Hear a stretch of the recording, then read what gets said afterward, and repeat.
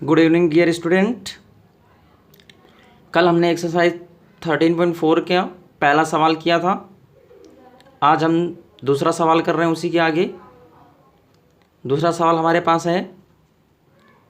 इस सवाल को हल करने से पहले मैं आपसे कुछ कहना चाहता हूँ। कहना ये चाहता हूँ कि बेटा जो क्वेश्चंस आपको करवाए जा रहे हैं यहाँ पे, तो अगर वो समझ में आया करें तो साथ में कमेंट किया करो।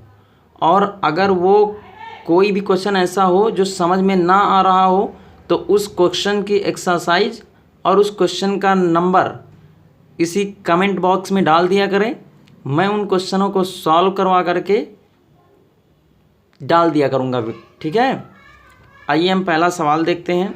लिखा हुआ है हमारे पास, क्या लिखा हुआ है कि एक शंकु के छिन्नक की तिर्यक ऊंचाई 4 सेंटीमीटर है तथा इसके वृत्तीय सिरों के परिमाप 18 सेंटीमीटर और 6 सेंटीमीटर है।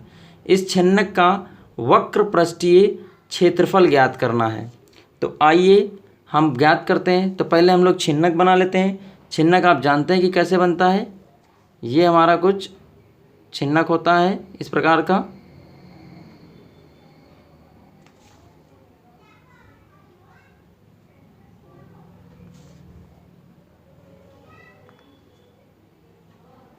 ये हमारा कुछ छिन्नक होता है। इसकी ऊंचाई हमको दे रखी है कितनी, तिर्यक ऊंचाई 4 सेंटीमीटर दे रखी है। इसकी त्रिज्या हमको पता नहीं है। इस त्रिज्या को हम R1 मान लें और इस त्रिज्या को हम R2 मान लेते हैं। ठीक, हमको पता नहीं है क्या होता है। फिर हमें क्या दिया, हमें क्या ज्ञात करना है। हमें ज्ञात करना है कि छिन्नक का वक्र पृष्ठीय क्षेत्रफल ज्ञात कीजिए। ठीक, अब इतना लिख लिया। अब देखिए हमको दोनों सिरों का परिमाप दे रखा है। इस वाले छोटे वाले का परिमाप कितना दे रखा है, 6 सेंटीमीटर। तो हम लिख देंगे छोटे वाले का 6 सेंटीमीटर। और बड़े वाले का परिमाप हमको दे रखा है, कितना दे रखा है, 18 सेंटीमीटर। हमको त्रिज्याएँ नहीं पता है। हमको बड़े वाले का वृत्तीय जो है परिमाप दे रखा है 18 सेंटीमीटर का और छोटे वाले का हमको दे रखा है 6 सेंटीमीटर का। अब हमें क्या करना है, हम लिखेंगे माना छिन्नक की त्रिज्या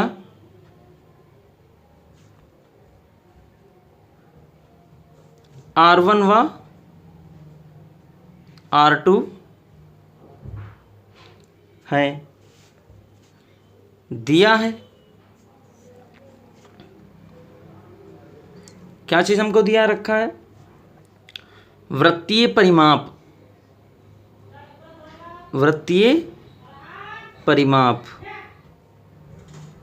कितना है दिया हुआ है, पहले वाले का वृत्तीय परिमाप। तो वृत्तीय परिमाप हम पहले वाले का ले लेते हैं, बड़े वाले का गोले का ले लेते हैं।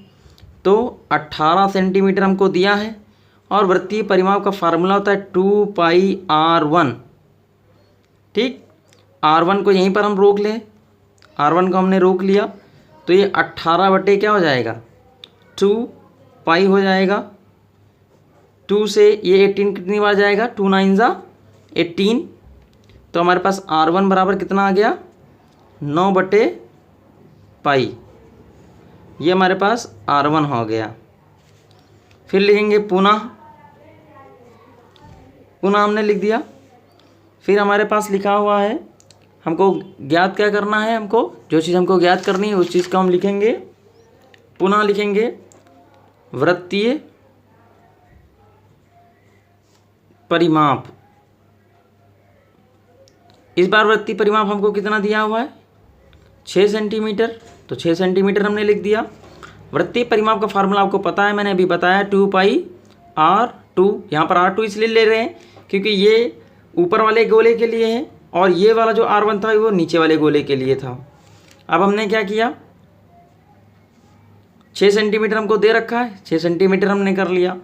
R2 हमने यहाँ पर से निकाल लिया, गुणे में है तो ये उधर जाकर के बटे में हो जाएगा। तो 6/2 पाई। 2 का टेबल हम इतनी बार पढ़ेंगे कि 6 पूरा पूरा कट जाए, तो हमारे पास R2 कितना आ गया 3/पाई, ये हमारे पास R2 आ गया। ठीक, अब हमको लिखना है अतः प्रश्न के अनुसार, अतः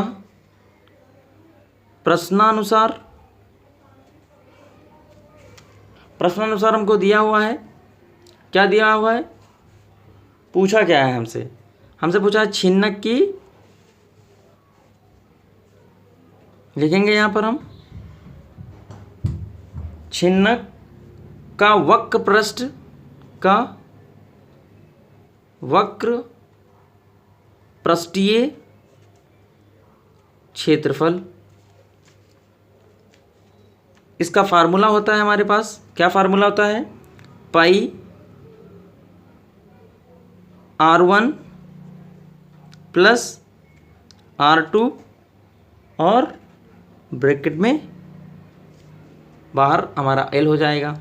फिर हमको क्या करना था, आगे क्या करना है, पाई का मान जब तक कहा ना जाए तब तक कि आपको कुछ नहीं रखना है। ठीक है, तो हमारे पास क्या है, पाई है, पाई हमने ले लिया। R1 का मान बेटा तुम्हारे पास निकला है, क्या निकला है, R1 का मान 9/पाई प्लस पाई का मान तुम्हारे पास निकला है, सॉरी R1 का मान निकला है 9/पाई प्लस R2 का भी मान निकला तुम्हारे पास, R2 का मान निकला तुम्हारे पास 3/पाई, ब्रैकेट क्लोज। L तुमको दिया हुआ है, इसमें देखिएगा L तुमको दिया हुआ कितनी दिया हुआ है, 4 सेंटीमीटर, तो L हम लिख देंगे 4 सेंटीमीटर। अब ब्रैकेट खोलने की ज़रूरत नहीं है, पहले इसको सॉल्व कर लो। जब हमारे हर समान होते हैं तो हमें वही चीज़ एक चीज़ एलसीएम ले ली जाती है। ऊपर वाली संख्या को देखेंगे क्या होगा, 9 और 3 कितना हो जाएगा, 9 3 12 हो जाएगा। ये चीज़ खुल जाएगी अगर, तो इसको खोल दीजिए तो ये पाई हो जाएगा इधर और ये लग जाएगा इधर, ये पाई से पाई कट जाएगा तो यहाँ पर बचेगा 12 गुणे 4 बराबर 48 सेंटीमीटर स्क्वायर। ये आपका आंसर हो गया। एक बार हम फिर से थोड़ा सा ऊपर से समझा दे रहे हैं, कायदे से समझ लीजिएगा। आपका सवाल लिखा हुआ है, एक शंकु के छिन्नक की तिर्यक ऊंचाई 4 सेंटीमीटर तथा इसके वृत्तीय सिरों के परिमाप 18 सेंटीमीटर। ठीक, 18 सेंटीमीटर और 6 सेंटीमीटर। 18 बड़े वाले का 18 है और छोटे वाले का 6 सेंटीमीटर है। इस छिन्नक का वक्र पृष्ठीय क्षेत्रफल हमको ज्ञात करना था, हमको नहीं पता, जो चीज़ें दी हुई हैं हमने लिख लिया है।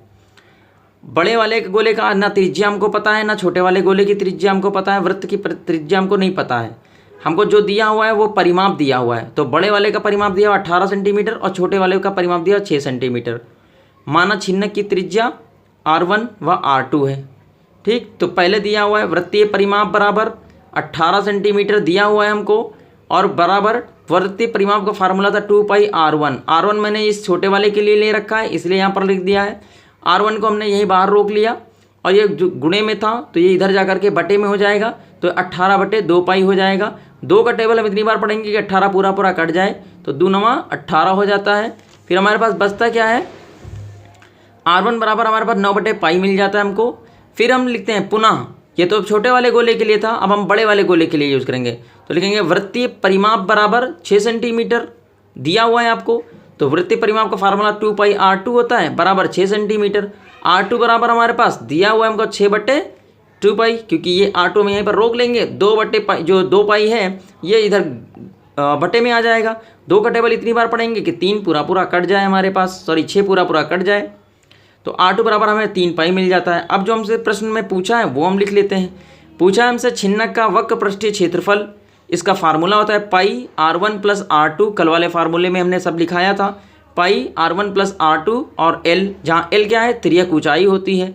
पाई का मान कहा नहीं गया है इसलिए हमने नहीं रखा है।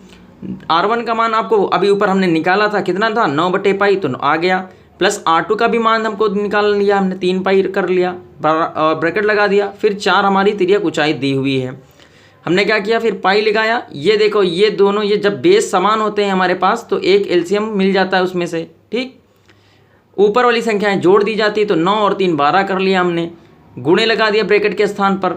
ठीक, तो पाई से पाई कट गया हमारा और बच गया 12 और गुणे 4, तो 12 चौको 48 सेंटीमीटर स्क्वायर। ये आपका सवाल रहा। अगर आपको कोई सवाल समझ में नहीं आया तो कमेंट में ये चीज़ फिर से हमसे पूछेंगे, हम फिर से आपको बताएंगे। और कोई भी सवाल अगर समझ में नहीं आ रहा है एक्सरसाइजों का, तो उस सवाल की एक्सरसाइज और क्वेश्चन नंबर कमेंट बॉक्स में डाल दीजिएगा, मैं उस सवाल को करके चैनल्स पर डाल दूंगा। ठीक है, have a nice day, thank you.